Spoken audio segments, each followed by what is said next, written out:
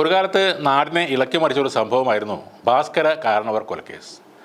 ആ കേസിൽ ജീവപര്യന്തം തടവിന് ശിക്ഷിക്കപ്പെട്ട ഷെറിനെ ജയിലിൽ നിന്നും പുറത്തിറക്കാൻ ഇപ്പോൾ മന്ത്രിസഭാ യോഗം തീരുമാനിച്ചതിന് പിന്നിൽ ഇടത് മുന്നണിയിലെ നേതാവെന്ന് ആരോപണം ഉയരുന്നു. ജനം ടി വിയിലെ മുതിർന്ന മാധ്യമപ്രവർത്തകനായ അനിൽ നമ്പ്യാരുടെ പോസ്റ്റാണ് വൈറലാകുന്നത്.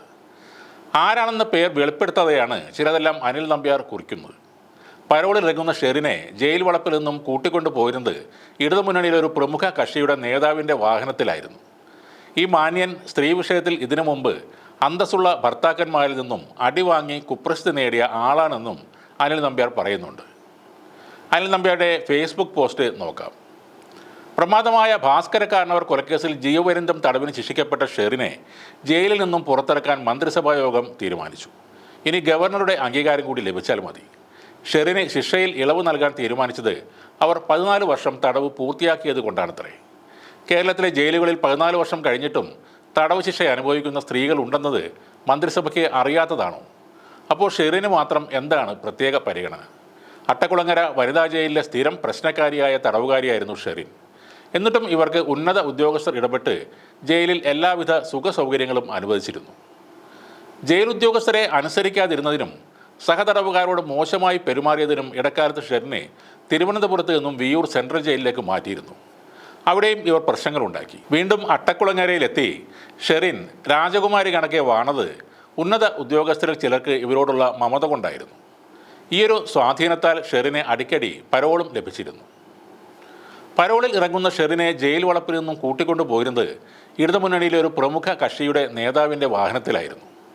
ഇദ്ദേഹത്തിൻ്റെ പേര് തൽക്കാലം രഹസ്യമാക്കി വെക്കുന്നു. ഈ മാന്യൻ സ്ത്രീ വിഷയത്തിൽ ഇതിനു മുമ്പ് അന്തസ്സുള്ള ഭർത്താക്കന്മാരിൽ നിന്നും അടിവാങ്ങി കുപ്രസിദ്ധി നേടിയ ആളാണ്.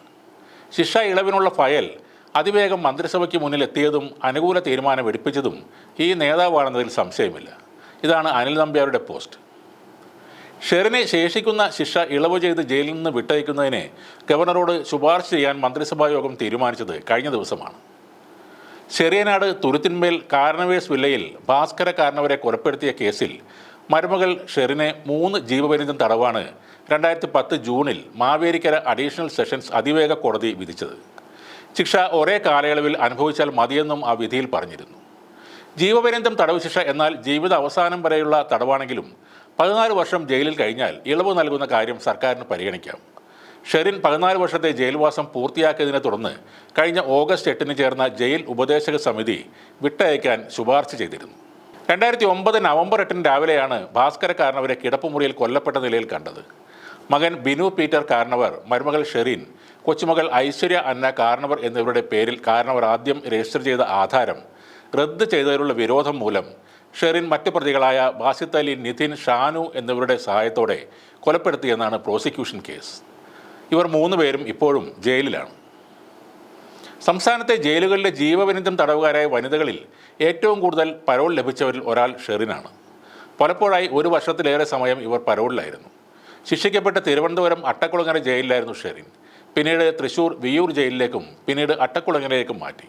2 വർഷം മുമ്പ് കണ്ണൂർ വനിതാ ജയിലിലേക്ക് ഷെറിനെ മാറ്റിയിരുന്നു. അനിൽ നമ്പ്യാരുടെ ഫേസ്ബുക്ക് പോസ്റ്റിന് കീഴിൽ ഇടതുമുന്നണിയിലെ ഒരു മന്ത്രിയെക്കുറിച്ചുള്ള കമൻറ്റുകളാണ് മൊത്തത്തിൽ വരുന്നത്.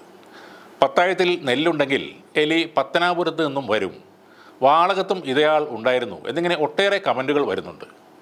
ഒരു പടി കൂടി കടന്നു ചിന്തിക്കുന്നവരുമുണ്ട്. ഇനി ജയിലിൽ കിടക്കാൻ പോകുന്ന ഗ്രീഷ്മയ്ക്ക് അടിക്കടി പരോൾ ലഭിച്ചാലും വേറെ ആരെയും സംശയിക്കേണ്ട, ഈ മന്ത്രി ജീവിച്ചിരിപ്പുണ്ടെങ്കിൽ അത് ഇയാൾ തന്നെയാകുമെന്നാണ് ചിലർ പറയുന്നത്.